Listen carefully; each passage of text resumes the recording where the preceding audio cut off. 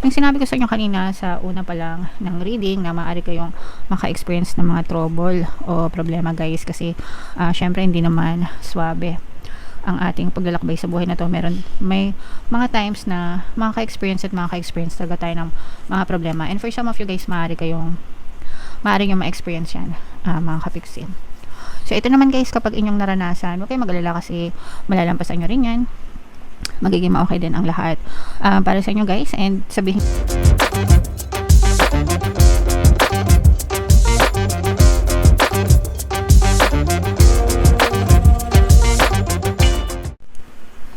hello guys, hello Capricorn, welcome back to Pinay Pixie Tarot. Ang pamagat ng episode natin for tonight is second half kapalaran guys, para ngayon February 16 to 31 to 28 pala. Para sa Capricorn, Sun, Moon, Rising sign and Venus. So unahin natin tong deck na to guys. Ito yung mga angel messages para sa inyo. So ito guys, excuse me.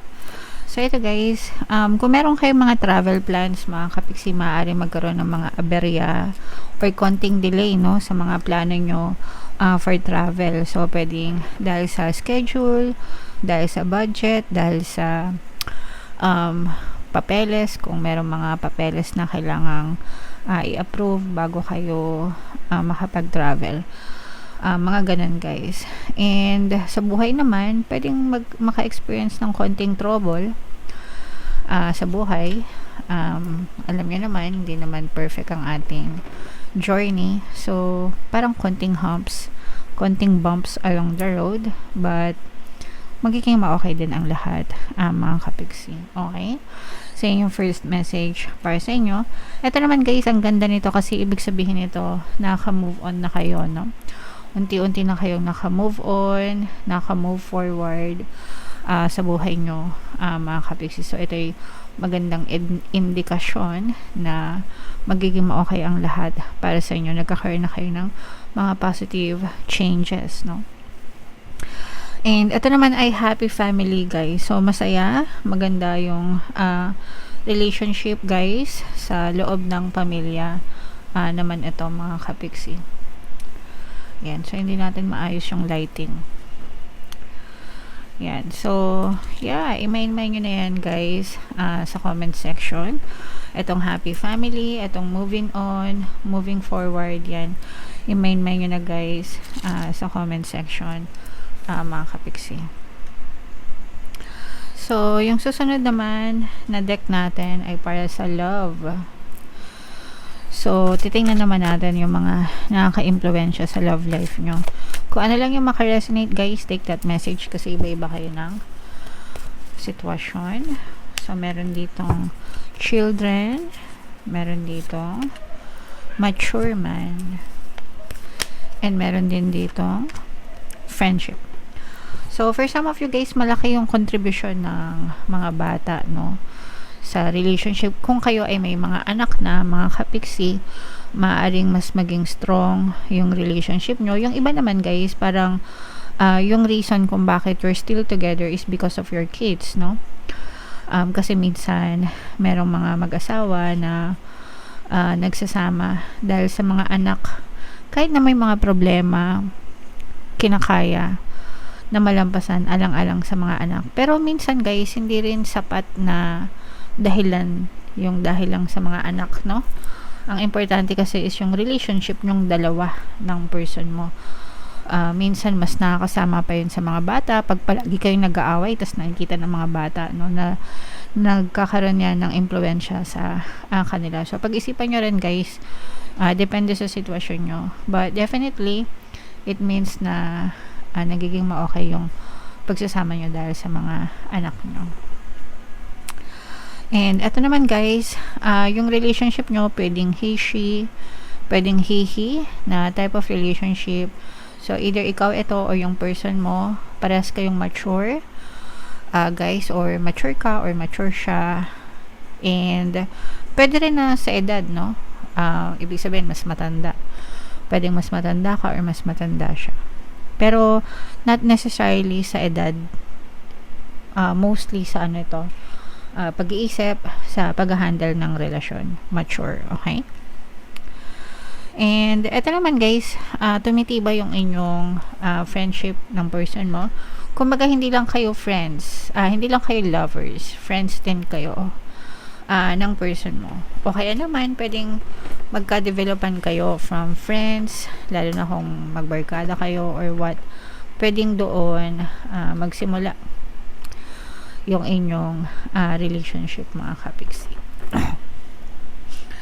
Alright, so comment down below guys if naka-resonate kayo dyan sa mga messages na yan. So hanapin natin yung energy ng Capricorn.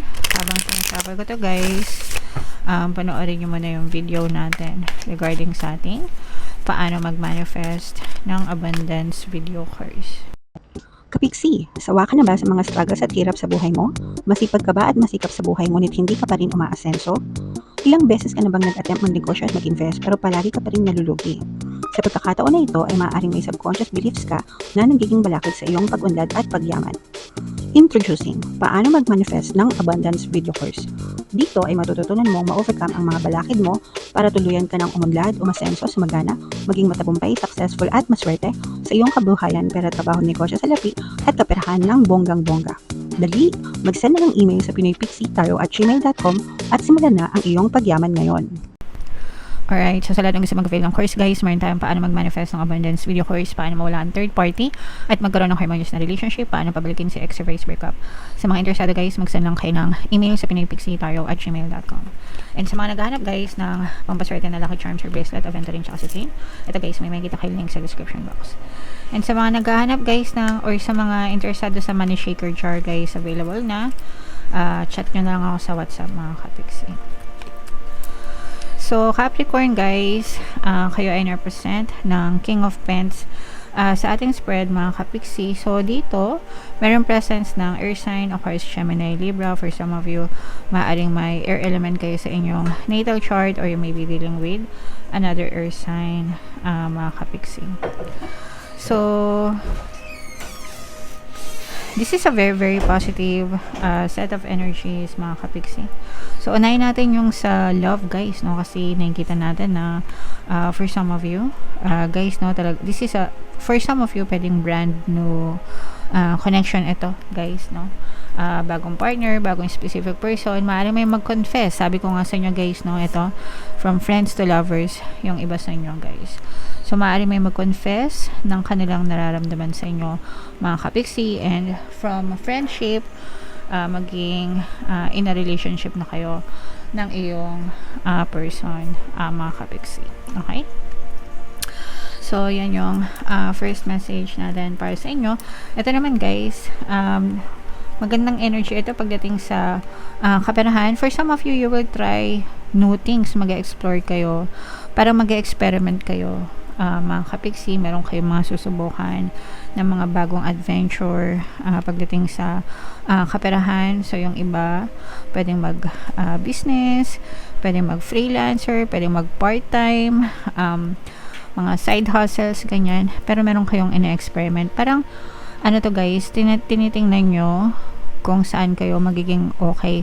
Especially guys, yung mga everything na may kinalaman sa travel, transportation, guys. Pero sabi ko nga, no, pagdating sa travel, medyo planuhin yung mabuti guys, no, kasi anything na may kinalaman sa travel, so let's say for example, travel agency, travel insurance, or magbenta ng mga kotse, ganyan.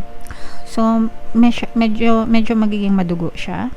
Ibig sabihin, maraming proseso, maraming requirements, documents na kailangan nyo asikasuhin. Pero, syempre guys, lahat naman na kukuha sa pagtsatsaga, no? So, trabahuhin nyo lang ng maayos mga kapiksi. Pero, maaari kayong pumaldo dyan, guys. And, maaari din mag-strengthen yung inyong pamumuhay dahil dyan sa mga additional source of income nyo. Ibig sabihin, pwedeng mas maging matibay yung sitwasyon nyo, mga kapiksi. Alright? Okay. So, yeah, mind nyo na yan, guys, sa comment section. So, what else? Tingnan pa natin. Ito yung mga problema. Sabi ko nga sa inyo guys, may mga trouble. Asan ba yun? Yung sinabi ko kanina na ayun din pala, sorry. Meron ditong presence ng fire signs, Aries, Leo, Sagittarius. So, yung sinabi ko sa inyo kanina sa una pa lang ng reading na maaari kayong maka-experience ng mga trouble o problema guys, kasi syempre hindi naman swabe ang ating paglalakbay sa buhay na to. May mga times na makaka-experience at makaka-experience talaga tayo ng mga problema. And for some of you guys, maaari nyo ma-experience yan, mga kapiksi. So, ito naman guys, kapag inyong naranasan, huwag kayong mag-alala kasi malalampasan nyo rin yan. Magiging ma-okay din ang lahat para sa inyo guys. And sabihin nyo lang palagi, no, yung palagi ko nga sinasabi sa inyo na affirmation, everything, this too shall pass, no? This too shall pass. Lilipas din ito, magiging ma-okay din ako.